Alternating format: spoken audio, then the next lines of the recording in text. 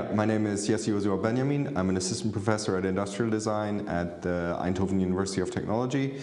My background is in design, so I studied graphic design initially, and I have been working in the context of AI as a design material for a while now, touching on areas like explainability, but also the use and abuse of AI in creative processes and in design specifically. And my particular focus also is on the role of uncertainty in design processes and the role of technical uncertainty in AI systems in that context. Who are your DCs and what do they do? So my DC is Shavari Bondre, who's a horizontal DC. So she's going to be working across all three use cases. And I think it's a very exciting position because what she's going to be doing is she's going to work on key enabling methodologies for large language models in the context of value alignment, obviously. And what's really interesting about this is that key enabling methodologies are a certain way of conducting participatory research mostly that is based in the design domain originally, so that we as designers are quite comfortable and quite knowledgeable about how do you get people in, how do you activate stakeholders, how do you find out what really is the actual texture of the world that they live in, how they go about their daily routines, what do they value, and those kinds of things, and to use very active, very practice-based methods to do so. That can range from workshop formats to probes such as notebooks, where participants document their day-to-day activities. To very creative methods as well.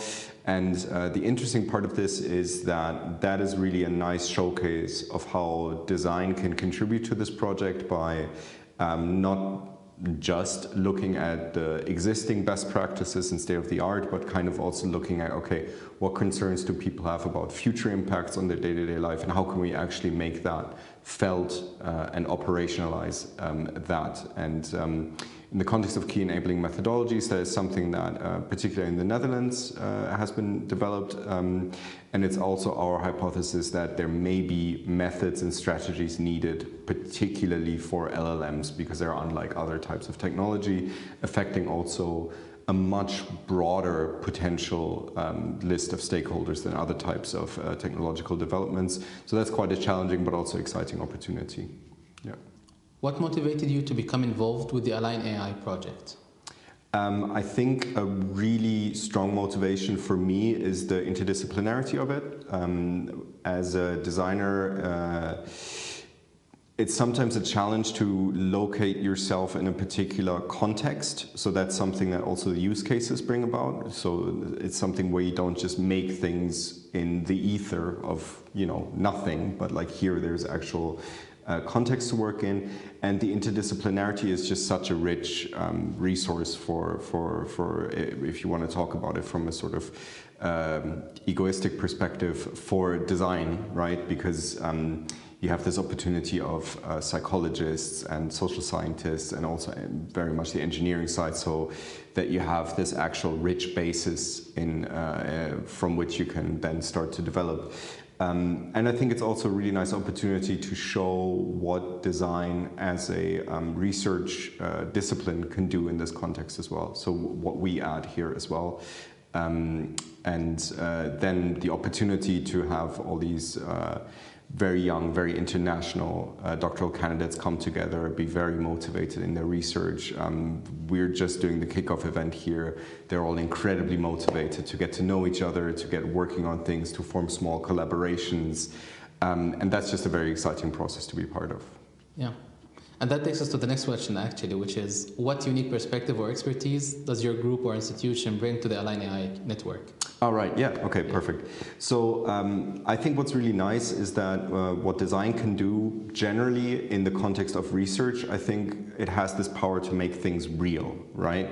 So we can talk about, and Professor Grasse also said this in his closing words yesterday, we have this opportunity here to have a really good understanding of not just what is happening right now, but also to look into the future. And what we see currently in terms of best practices often relates to rather abstract guidelines and principles. So the power of design in this context is to actually create things, to create scenarios, to create experiences that then really force the issue, where you can really sort of see the way that these abstract values that we might extract from, you know, theoretically based literature, from sort of an analytic approach to it, but it can actually put these things into the world and confront people with it. And that might be ourselves as researchers to reflect on what it is that we're doing. Is this actually sort of going in the right direction? But it can also be working directly with stakeholders. So designing a prototypical system based on our principles, we can then actually show stakeholders not just an as-if scenario that we tell them about in an interview, but we can show them a real thing that connects much more directly to the actual concerns that they may have in their everyday lives. So I think that's a really nice opportunity for design to contribute to the research agenda of this consortium, because obviously when we're talking about societal values, AI, you know, whether we're talking on the technical or the sort of philosophical or the cultural level of these things, you know, it all has a sort of risk attached to it that we get too abstract, that we get too far removed from the actual situation. And design has this wonderful capacity to translate between all these different perspectives by making it real. And that's, I think, the really good opportunity that design can bring to this project. What do you think is the most important when supervising PhD researchers working on such complex interdisciplinary topics?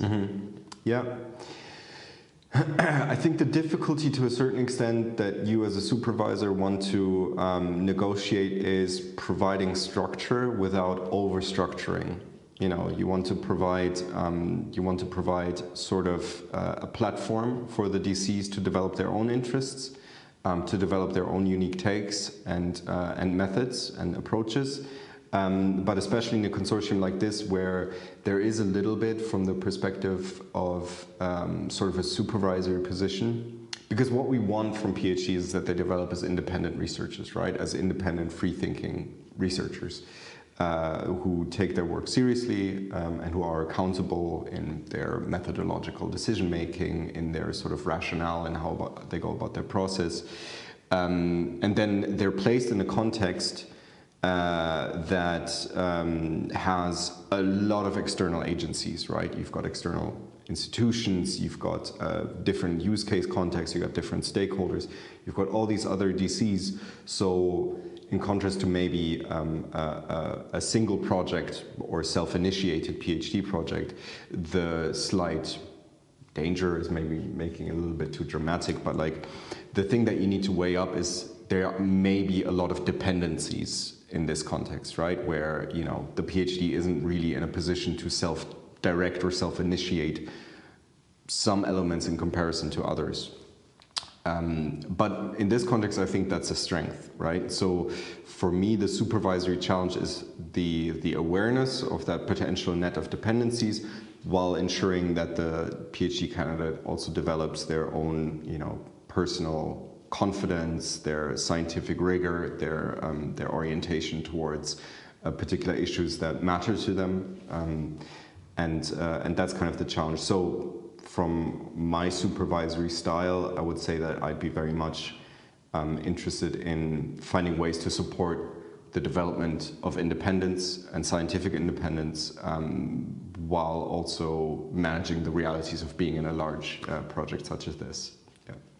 What message would you want to share with those outside academia who are concerned about the future of AI? That's a good question. I would say don't get too distracted by the latest headline, by the latest speculation. AI is a moving target. It's not something that we can pin down. It's something that's been around longer than people think, both from a technical but also from a social and sort of cultural aspect as an idea. And not to get too caught up in the hype on the one hand, but also to question themselves to question themselves in their everyday practices where they rely on these types of technologies. Because what AI actually tells us about usually is where we put worth. Where do we put worth in the things that we do? So it tells us more about ourselves and our self-image. So I think that's an important thing to keep in mind. So don't get too distracted on the hype, but also think about when you're using these technologies or thinking about them, what does it actually say about yourself? Your notion of, self-worth, ownership. If you write, I'm kind of talking to students, but if you write an essay using AI, what does it tell you about you as a student rather than the AI? Is the danger here really that the AI will take over, or is the danger really that, it changes you as a student into someone who acts like an AI, basically, right? So I think that's kind of important to be able to take that step back. The news cycle isn't making that easy, and also certain people in the world aren't making that easy. But I think it's important to kind of get over the fact that there are really impressive technologies out there now, but that happens every few decades where everybody's wowed by something. And the consequences can be as dramatic as the invention of the printing press or the internet. My personal take is that I'm kind of, I doubt it'll survive long as a big topic of daily conversation. Why do you think that? Well, I think at some point, if you look at the history of technology, at some point everything kind of trickles into the background. So what we are talking about now as AI, and it's a big topic, maybe in 5 years that'll just be a chatbot in a system, and we're going to be talking about the next big thing that's now a new, whoa, it's now going to take over everything, it's going to replace me, it's going to do this or that. So it's kind of like that's a pattern in technological development, really, that I'm not sure that AI is breaking that so much as just making it really, really obvious, sort of. And do you think it's going to happen that fast, like 5 years, you said? Or? Well, I mean, at least I hope in 5 years when we talk about AI, it'll mean something else than chatbot interfaces. That's at least my hope, yeah. Okay, interesting. Okay, so it's a moving target, it's a phenomenon that kind of changes shape. And I think the current shape that it has will only be sort of an area of fascination for so long. So speaking of the future, what kind of impact do you hope your work will have in the long term? Within the context of the consortium. So I think the importance of what we from the industrial design department bring to this is sort of that you can't just look at these types of developments by looking back from a certain point in time, so just looking at the best practices, the state of the art that exists, but kind of project from this scenario into what are future everyday concerns. The values that we find important now, are those actually going to stay stable? The likelihood is no, So we already need to start imagining future worlds where these values have changed and anticipate them. And I think it would be a really valuable contribution of our department to this consortium if we use the strengths of design to make that really readily understandable for people outside of the field, both in terms of people outside of the field of design, but also for stakeholders in the use cases, when, it's not just the past and all its biases that tell us about what's important, but also how people imagine their futures to be, tell us something about the present, right? And then we can act from there. So I think that would be a really nice contribution to kind of cast a wider net and think about values as something that, as it evolves, also changes the kind of things that people use in their everyday lives, the kind of values we put on technology, and how that can help us think about present-day concerns. Okay. Thank you very much. Those were very valuable insights, and thank you for your time. Thank you. Absolutely, my pleasure. Thank you. Yeah.